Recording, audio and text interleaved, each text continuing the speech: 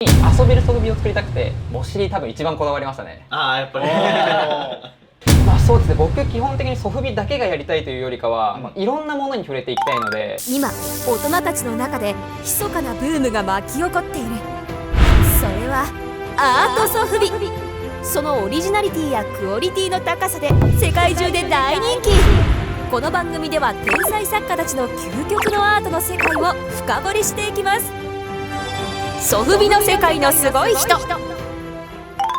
はい、では今回もやっていきましょう。 TBS TV ということでやっていきたいと思うんですけども、今回は深海戦士の戦うソフビシリーズということで、五寸釘玩具さんと対談をさせていただきたいと思います。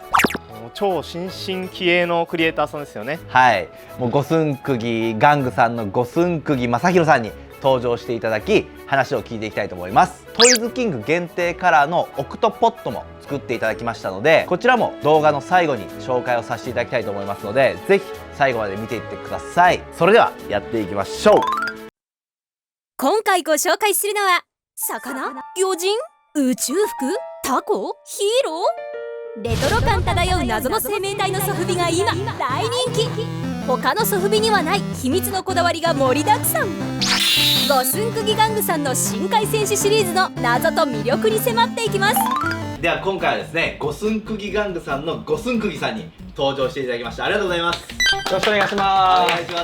す。若いですね。いやー、それしかないですよ、ヒーローは。本当に。他の作家さんはそのこだわりとかいろんな設定があって生まれてるとかだと思うんですけど、割と僕その落書き的なところが多くて、学生時代に作ったものなんで、なんか落書き的に作ったものが、僕 3D をやってる仕事をしてたんで、その 3D 上で落書きを作ったっていう感じで、まずこのガレージキットの魚人が出来上がって、それをソフビにしていたって感じですね。いや、なんか人間の頭作るのって難しいよね。魚たまたま作ったんだよね、バーンみたいな感じですね。結構勢いでだ本当にもう落書きに近いですね。だからなんか設定とかも全部後付けで、でなんかまあそのオクトとかバウとかも作ったんですけど、もう全然これを考えてたっていうよりかは、魚作ったから魚つながりでいこうって感じですね。五寸釘玩具っていう名前の由来が、僕割とツイッターの名前とかを学生の時代コロコロ変えてて、でそれこそもうなんか本当に変な名前から、まあ、本名にしてみたりとかいろんな時期あって、たまたま専門学校に入る時に五寸釘正弘っていう名前でツイッターを始めてたら、学校で五寸とか五寸釘って呼ばれることが多くなって、あ、やばい、ここまでじゃ帰れないってなって今まで来てます。なるほど。だんだんちょっとずつ浸透ちょさっとずつれてたんですね。浸透していって、なんなら名字知らない人が出てきたんで。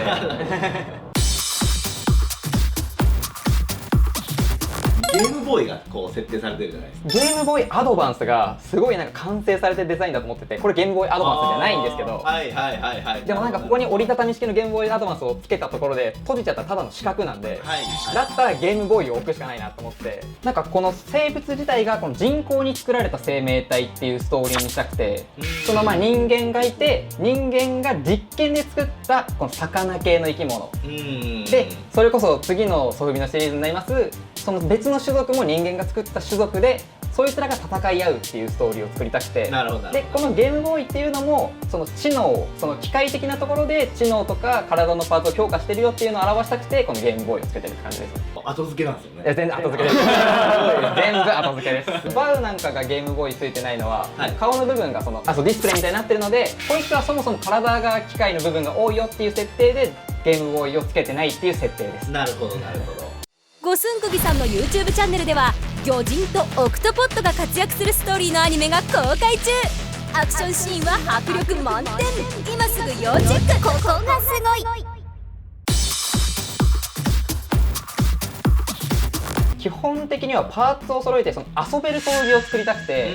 まあ今こそそのインディーズソフビ飾ってる人とか、そのおしゃれに寄ったソフビが多い中で、まあガシガシ遊べて、まあ正直傷がついても構わないっていうのをコンセプトに遊べるソフビを作りたくて、まあ根本的にはソフビって遊ぶものだとは思うんですけど、まあそれを崩さないままおもちゃとしてもっと売り出していこうかなと思って、この互換性っていうところに力を入れました。なるほどなるほど。パーツの着せ替えギミックがやっぱり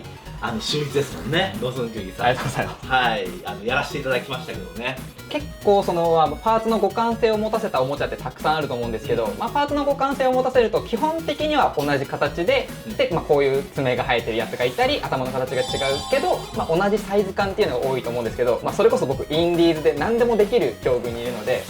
こんなに合ってないよ、全然バラバラだよ、でも合うよっていうのが作れたので、それにチャレンジしてみたっていう感じですね。 M サイズみたいな、そうですね、みたいな感じが全部互換性あるんで組み替えられるんですよね。いや、それこそこのオクトに関してはまずそもそも奥田さんに「これはダメだね」って言われてこれはもう抜けないねって言われて、その手も伸びちゃうし足も伸びちゃうし、その立つことはできないしみたいなこといろいろ言われて「構わないです、僕はお金を捨てます」って言って無理やり進めてみたら意外とできたって感じですね。そうですよね。いやでもその注意をされて、多分業者さんの方もいろいろ頑張ってくれたと思うんですけど、意外と運よくというか他の人の頑張りでうまいことできたって感じですね。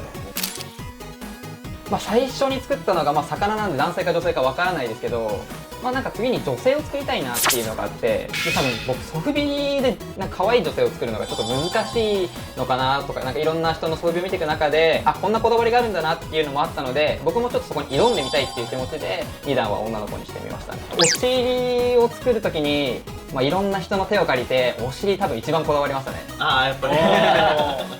お尻を一番ヤスリで削ってました。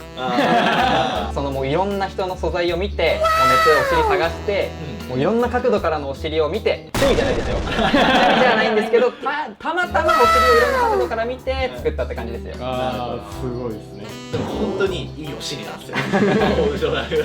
五寸釘玩具の一つのコンセプト、おもちゃとしての原点、遊べるソフビ。一見シンプルに見えて互換性やサイズにも挑戦と個性が光る。五寸釘玩具は有名メーカーソフビでは味わえないアートソフビならではの自由とロマンを体現していた。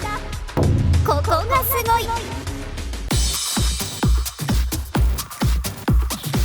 このストーリーとかこの話があって、僕って多分生まれた頃にはもうウルトラマンっていうものがあって、僕はもう生まれた頃から過去にウルトラマンがあったんですよ。なんですけどこのソフビたちをそのいろんなものを作っていく中で、まるで僕より昔にあったんじゃないかみたいな、この僕が作った時よりもっと前にあったような感情を出したくて、なんかちょっとレトロに寄っていくというか、それこそソフビ以外のものも作っていって、あれこれ最近できたものじゃないよね、昔からあったよねっていう幻覚を見せたいっていう感じでコンセプトに作ってますね。なるほどなるほど、設定ありますね。ありますね。色のこだわりはとりあえずこの3体はその組み替える時に、青青青だとやっぱ面白くないので、青赤黄色みたいな感じで信号っぽくしたいっていうのがあったので、この3体は基本的にはその色をメイン的に使っていって、これから後のキャラクターに関してはルールを破ったようなソフビらしい色を持たせていったらいいのかなと思ってます。ミトソーの素材で飾ってもバッチリ様になるデザイン。五寸釘玩具のソフビは昔から存在していた当時物のようなどこか懐かしさを感じさせてくれるソフビだった。ここがすごい。深海戦士シリーズはとりあえずもうこれで3人で一区切りついたっていう感じなんで、次は敵対勢力になってくる別のチームを作っていこうと思ってて、もう今は第4弾第5弾はもう構成は練ってあって原型もそれなりにできてるって感じですね。とりあえず第4弾に作ってるキャラクターが、それこそガンダムのザクみたいな感じで、なんか量産的なキャラクターを1体作れればいいかなと思ってて、で5弾に関しては、その中の幹部的なポジションを取れるようなって考えてて、で少なからず3体を作ろうと思ってて、で3体で終わるかどうかも、そこまでやっぱり僕設定が何もないので、互換性は基本的には持たせたいと思ってるので、でもその互換性を超えたもの、これはつかないけどこんなことができるんだっていうものを作っていければなと思ってます。だからもうソフビとしてもちょっとこれより1個上を行くようなものを作れればなと思ってます。そうですね、僕基本的にソフビだけがやりたいというよりかは、いろんなものに触れていきたいので、それこそソフビを超えたそのクレーンゲームの本体を買ってみて、